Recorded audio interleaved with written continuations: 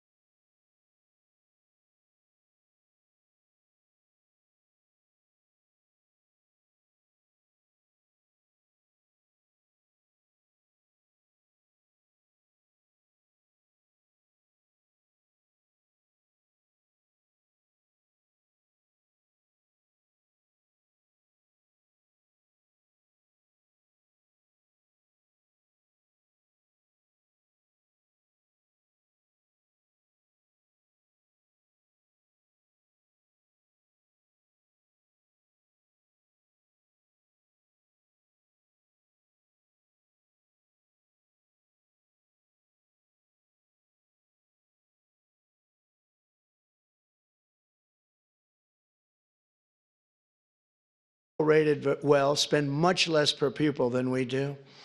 We spend the most per pupil and we're rated less. Think of that. Can anything be worse than that, Sarah? Huh?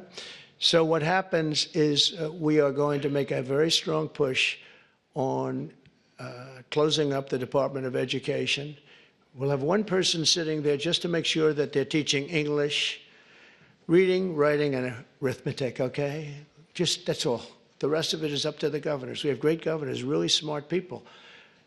Brian, I think you'd love to have it in Georgia because you could do a great job. And you're being told, Ron would love, Ron sitting there saying, oh, give me the education. You're being told by people in Washington that don't know much about your state and maybe don't like your state, maybe don't like you, maybe don't like your pupils, about what they should be doing. And I'll tell you what, we will compete. Many of our states, I figure 35 of them, We're going to have 35 great ones. We're going to have 5 that are okay. Then we'll have another 5 that are blah.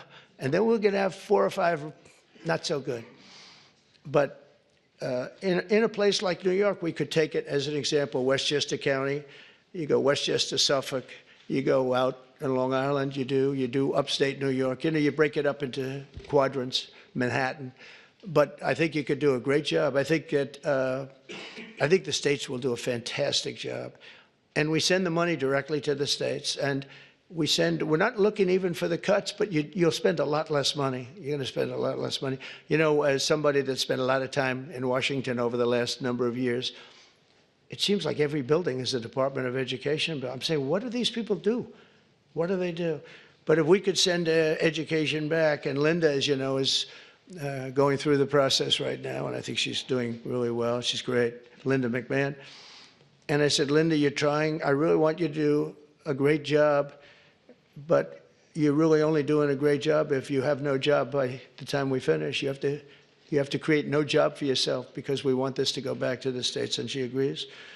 And if we can do that, I think it's going to be one of the most important things we can do. So the governors, the people in this room, Democrat, Republican, will run their own school system, and we'll back them 100%, and we'll pay like we do now. But I think we'll end up having to pay probably half. But that's not the reason I'm doing it. I'm doing it because we give really bad education.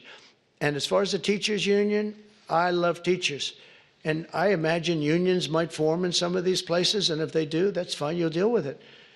So this isn't against unions, it's because I won unions. I won the Teamsters. When you win the Teamsters, that's serious. But I put in a person as Secretary of Labor who I really did it because the unions treated me so well. The auto workers, I mean, so many of the unions, the firefighters, the police unions, I got like 98% of the vote. We're looking for the other 2%. Nobody can find them. So, you know, I grew up in New York, which was union territory. But we want to be able to have great education. If we don't have education in this country is going to go down. When you hear China is rated number 4 and 5 every year, and, you know, they're a serious competitor. So I want to thank you all. And I do want to say again, call me at any time. I will take your call. If you're a Democrat, I will put you ahead of the Republican. If I have a Democrat or Republican call, Simon, I will put the Democrat first. Okay, I promise. And probably, sort of promise, right? No, I will. We'll take good care of the people in this room. And it's an honor to be with you.